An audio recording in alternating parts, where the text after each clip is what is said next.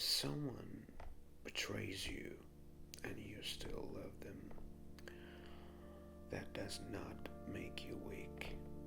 It makes you human. Tonight, we're looking at a fictional message from someone who was cheated on by the person she loved the most. And what makes this painful is not only the betrayal, it is the confusion after the betrayal, because sometimes the heart keeps loving someone even after the trust has been broken. Let's read it slowly. She says, I never thought I'd be the type of person who gets betrayed by the one she loves most. He said he loved me so many times, but I was saying those same things to someone else. I saw the messages. I know what I saw, and I don't even know I'm still breathing. But no matter what I did, I still love him. That's the part I hate the most about myself. He cried, he apologized. He said it was a mistake, that he panicked, that he didn't mean to hurt me. He says he wants to fix us and that he can't lose me. Part of me wants to believe him so badly. Another part of me is terrified it will happen again. Some days I feel like I can forgive him. Other days I feel like I'll never be the same. I keep replaying everything in my head. Did I miss the signs? Was I not enough? I love him more than I know how to explain, but I don't know if love is enough anymore. I'm so lost. I don't know how to do. Now, let's pause here because this message carries two heartbreaks at the same time. The first heartbreak is obvious. She was betrayed. Someone she trusted shared words, attention, intimacy, or emotional space with someone else. And that kind of betrayal does not only hurt the relationship, it hurts your sense of reality. You start looking back at every memory and wondering, was that real? When he said he loved me, did he mean it? Was I being naive? Was I missing something everyone else would have noticed? That is one of the cruelest parts of betrayal. It makes you question the past. But the second heartbreak is quieter. She still loves him, and because she still loves him, she starts blaming herself for not being able to turn that love off. But love is not a light switch. You do not stop loving someone the moment they hurt you. Sometimes love stays for a while. Sometimes it sits beside the pain. Sometimes it makes the decision even harder.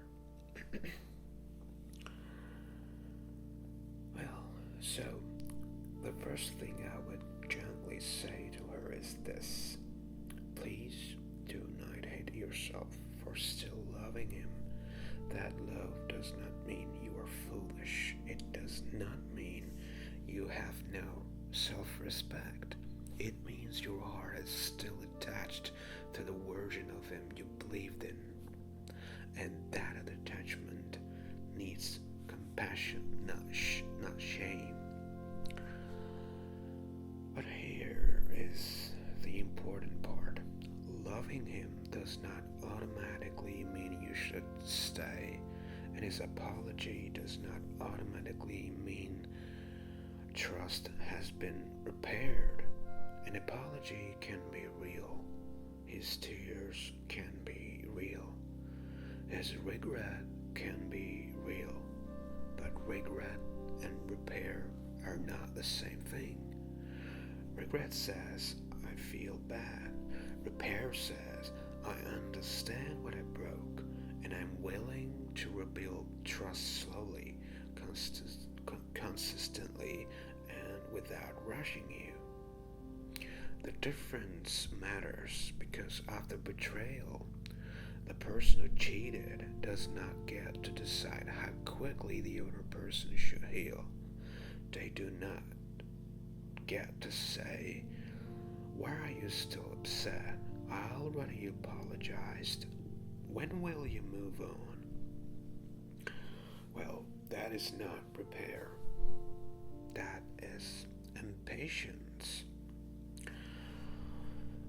If he truly wants to fix the relationship, then he has to understand that trust will not come back just because he's scared of losing her. Trust comes back through repeated honesty, through transparency, through accountability, through patience, through answering painful questions without becoming defensive, through accepting that some days she may feel close to him and other days she may feel devastated all over again. That is the cost of rebuilding. And if he's not willing to carry the cost, then what he wants may not be repaired. It may be relief from guilt. There is also something very important in her message. She asks, was I not enough? And this is where I want to be clear. Cheating is not proof that you were not enough. It is proof that someone made a choice, a harmful choice, a selfish choice, a choice that broke trust. But it does not define your worth. You can be loving, beautiful, loyal, patient, supportive, and still be betrayed by someone who did not have the maturity to protect what they had. The betrayal is not your measurement. It is their responsibility. Okay? Now, should she forgive him? That is not a decision that anyone else can make for her. Forgiveness is personal. Staying is personal. Leaving is personal. But confusion is not a safe place to build a future from.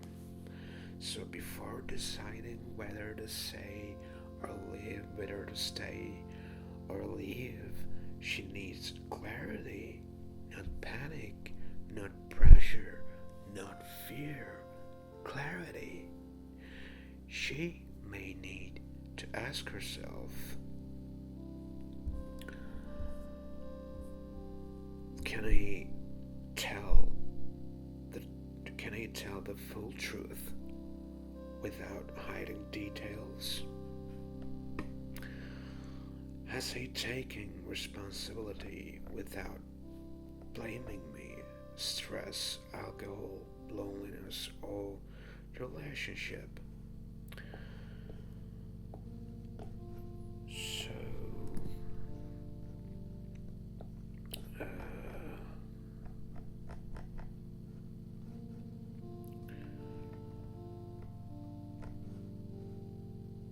I'm sorry. I'll come back.